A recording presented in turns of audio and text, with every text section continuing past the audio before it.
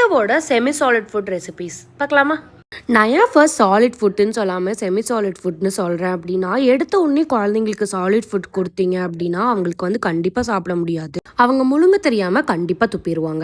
அதுக்காகவே நான் வேதவுக்கு semi solid ஃபுட்ஸ்லேருந்து தான் ஸ்டார்ட் பண்ணேன். ஃபர்ஸ்ட் வந்து நேந்திரம் பழம் பவுடர் தான் வந்து அரைச்சிக்கிட்டு, இதுக்கு நேந்திரம் காயை எடுத்துட்டு நல்லா ஸ்லைஸ் பண்ணிட்டு நல்லா காய வச்சிடணும். இப்போ வெயிலே அடிக்கலையே எப்படி காய வைக்கிறதுன்னு கேட்டிங்கன்னா, நான் என்ன பண்ணேன்னா ரூமில் வந்துட்டு பிளேட்டில் வந்து எல்லாமே ஷர்ட் பண்ணி வச்சுட்டேன். அதை ஒரு 2 நாள் விட்டுட்டு இன்னுமே காயாததுனால வடச்சட்டியில் வந்துட்டு நல்லா போட்டு அதை ரோஸ்ட் பண்ணிட்டு அதுக்கப்புறம் அதை பவுடராக பண்ணிக்கிட்டு, இப்போ இது செமி சாலிட் ஃபுட்டாக கொடுக்கணும் அப்படிங்கிறதுக்காகவே சிம்மில் வச்சு தான் குக் பண்ணணும்.